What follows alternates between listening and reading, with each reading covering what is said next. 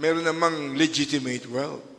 Yung Diyos na magpapala sa'yo, masipag ka, binigyan ka ng karunungan, favor with God.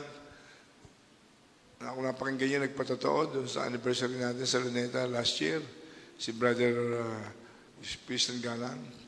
Nagbebenta lang siya ng bigas-bigas sa bisikleta niya.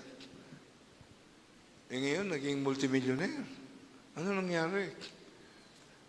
Isa siya sa mga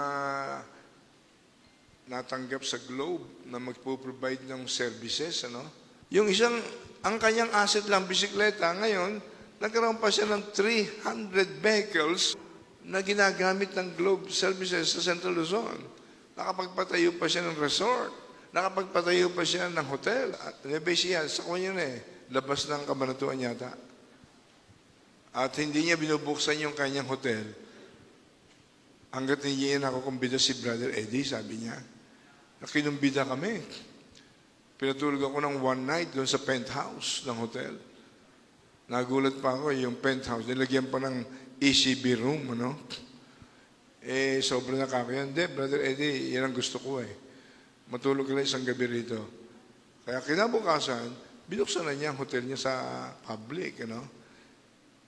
Very, very kung yung tao na yun, very humble sa kanyang asawa niya. Nagpatotoo doon sa Quirino Grandstand. Naging millionaire. Pero nagkuhan siya, dumanas siya ng hirap. Hindi niya lang makakalimutan, hirap na sila, wala silang pambayad sa utang. Lahat na iniwasan na siya ng mga kaibigan niya. Nagsimba sila sa GIL.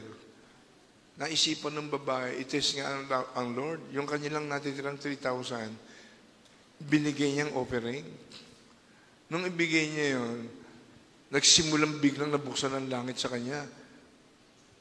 Favor ng kumpanya, siya napili.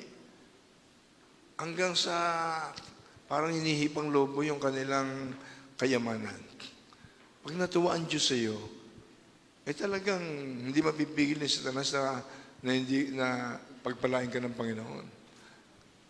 At maalala ko sa Proverbs 10:22 and Proverbs 13:22. Tingnan niya natin yan. Pasensya na kayo kasi ba't ako dinadala ng Diyos dito Ayoko na magsalita dahil nagkaroon ako ng stiff neck no?